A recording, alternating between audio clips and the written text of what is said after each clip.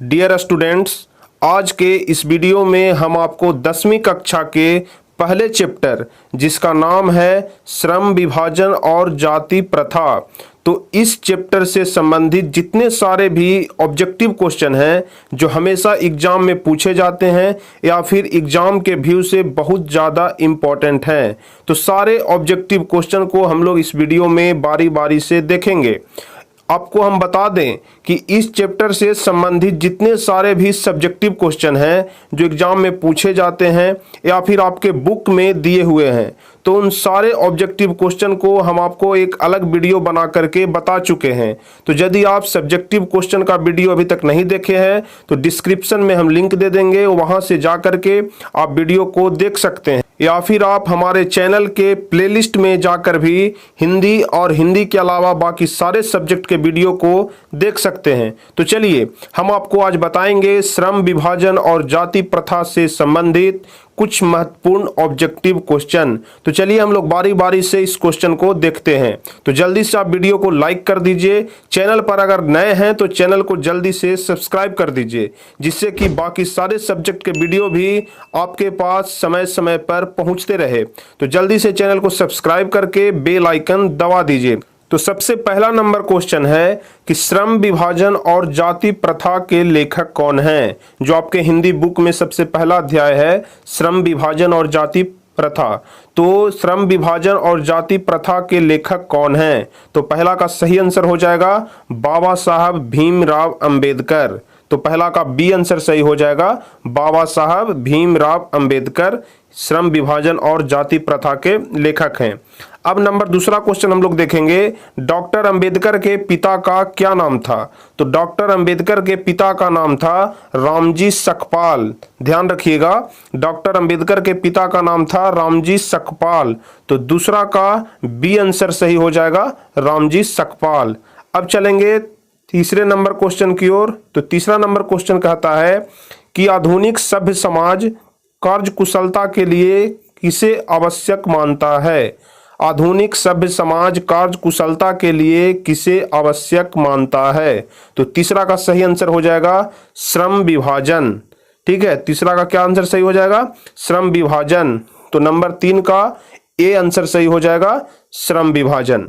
अब चलेंगे हम लोग चौथे नंबर क्वेश्चन की ओर। तो चौथा नंबर क्वेश्चन कहता है कि जाति प्रथा भारत में बेरोजगारी का एक खाली स्थान कारण बनी हुई है। यहाँ पर आपको फिल इन द ब्लैंक्स है, खाली स्थान को भरना है। तो जाति प्रथा भारत में बेरोजगारी का एक खाली स्थान कारण बनी हुई है।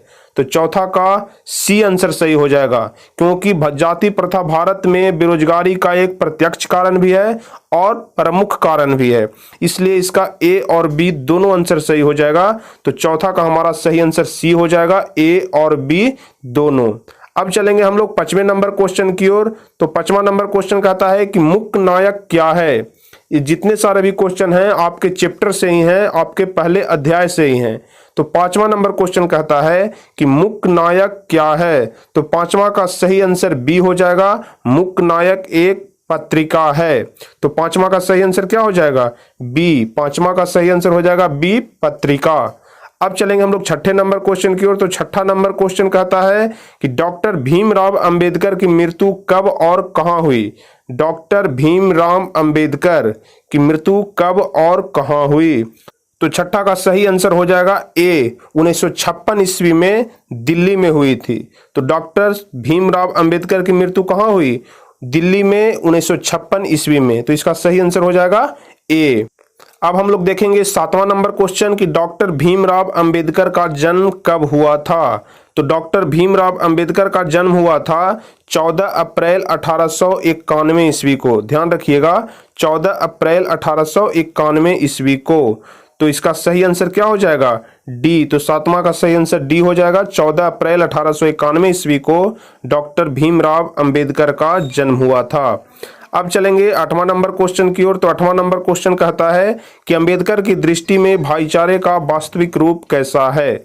अंबेडकर की दृष्टि में भाईचारे का वास्तविक रूप कैसा है? तो 8वां का सही आंसर हो जाएगा बी, दूध और पानी के मिश्रण की तरह। ठीक है, 8वां का सही आंसर हो जाएगा दूध और पानी के मिश्रण की तरह। अब चलेंगे 9वां नंबर क्वेश्चन।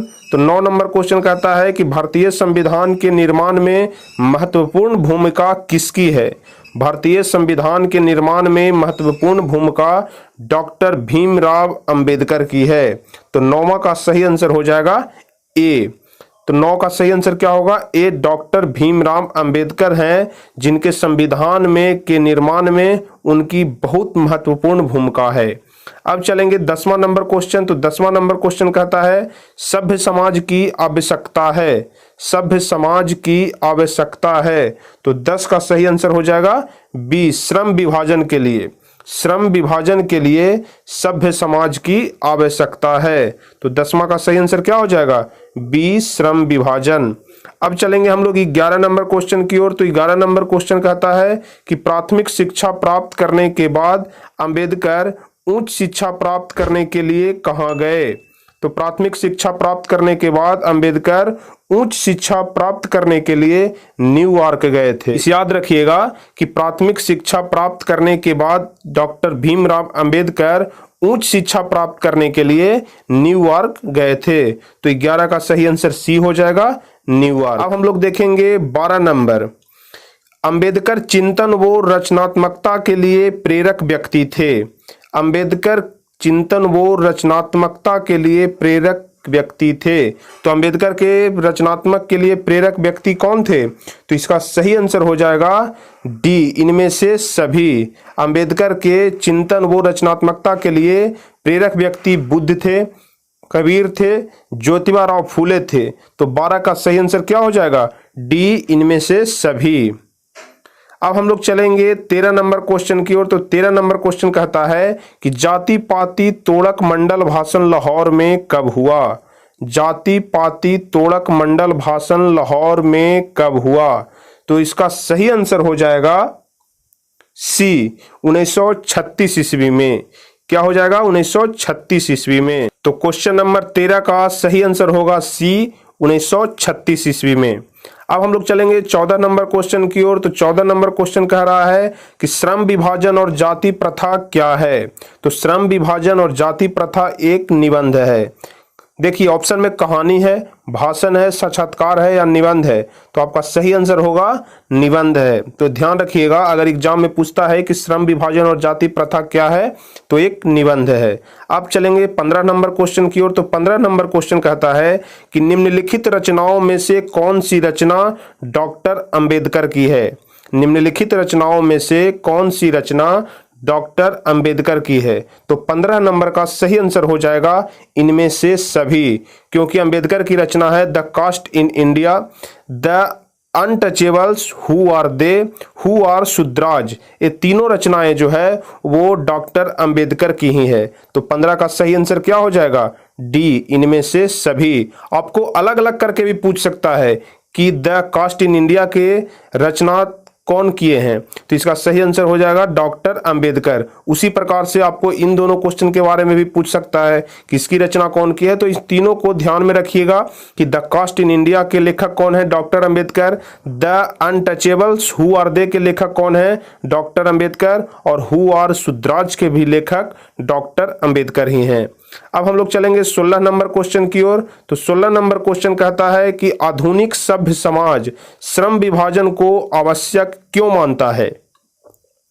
आधुनिक सभ्य समाज श्रम विभाजन को आवश्यक क्यों मानता है? तो 16 नंबर का सही आंसर हो जाएगा ए, कार्य कुशलता के लिए। ठीक है, कार्य कुशलता के लिए आधुनिक समाज श्रम विभाजन को आवश्यक मानता है। अब देखेंगे 17 नंबर क्वेश्चन। तो 17 नंबर क्वेश्चन कहता है कि श्रम विभाजन और जाति प्रथा पाठ बाबा साहब के किस भाषण का संपादित अंश है? ठीक है, श्रम विभाजन और जाति प्रथा पाठ जो है वो बाबा साहब के किस भाषण का संपादित अंश है? तो इसका सही आंसर होगा C number, annihilation of caste. मतलब श्रम विभाजन और जाति प्रथा जो पहला अध्याय है आप लोग के बुक में, वो द एनिहिलेशन ऑफ कास्ट से लिया गया है। अब हम लोग देखेंगे 18 नंबर क्वेश्चन। तो 18 नंबर क्वेश्चन कहता है कि अंबेडकर के भाषण एनिहिलेशन ऑफ कास्ट को किसने हिंदी में रूपांतरण किया, मतलब हिंदी में अनुवाद किसने किया। यह जो एनिहिलेशन ऑफ कास्ट है वो इंग्लिश भाषा में लिखा हुआ था, इसे हिंदी में अनुवाद कौन किए या फिर हिंदी में रूपांतर किसने किया। तो 18 का सही आंसर होगा ए, ललन सिंह यादव ने। ठीक है, 18 का सही आंसर क्या होगा, ललन सिंह यादव ने। अब हम लोग देखेंगे 19 नंबर क्वेश्चन। तो 19 नंबर क्वेश्चन कहता है कि अंबेडकर का जन्म किस परिवार में हुआ था। तो अंबेडकर का जन्म जो है एक दलित परिवार में हुआ था, क्योंकि वो जाति से महार जाति के थे, इसलिए उनका जो जन्म है वो एक दलित परिवार में हुआ था। अब हम लोग देखेंगे 20 नंबर क्वेश्चन कि लेखक को इस युग में कहां पर विडंबना दिखाई दिया। लेखक जो भीमराव अंबेडकर हैं, तो भीमराव अंबेडकर को इस युग में कहां पर विडंबना दिखाई दिया। तो 20 का सही आंसर ए हो जाएगा, जातिवाद में। तो लेखक को जातिवाद में विडंबना दिखाई दिया। अब हम लोग देखेंगे 21 नंबर क्वेश्चन। तो 21 नंबर क्वेश्चन कहता है कि डॉक्टर अंबेडकर के माता का क्या नाम था। तो डॉक्टर अंबेडकर के माता का नाम था भीमाबाई। तो 21 का डी आंसर सही हो जाएगा, भीमाबाई। ध्यान रखिएगा, डॉक्टर अंबेडकर के माता का क्या नाम था, भीमाबाई। आपको हम जितने सारे भी ऑब्जेक्टिव क्वेश्चन बता रहे हैं एग्जाम में इससे ज़्यादा नहीं पूछने वाला है। तो जितना हम आपको बताते हैं बस सिर्फ आप उतना ही याद करते चलिए। कुछ लड़के का कमेंट आ रहा था कि सर हिंदी व्याकरण स्टार्ट करिए, तो बहुत जल्द ही आपको हमारे चैनल पर हिंदी व्याकरण का वीडियो भी देखने के लिए मिलेगा। और चिंता न करें, आपको बाकी सारे सब्जेक्ट के वीडियो बारी बारी से समय पर आपको अपलोड किए जाएंगे। तो आप लोग चिंता बिल्कुल न करें, आपको हर एक सब्जेक्ट का वीडियो मिलेगा। हर एक सब्जेक्ट को हम आपको बहुत ही सरल भाषा में बताएंगे।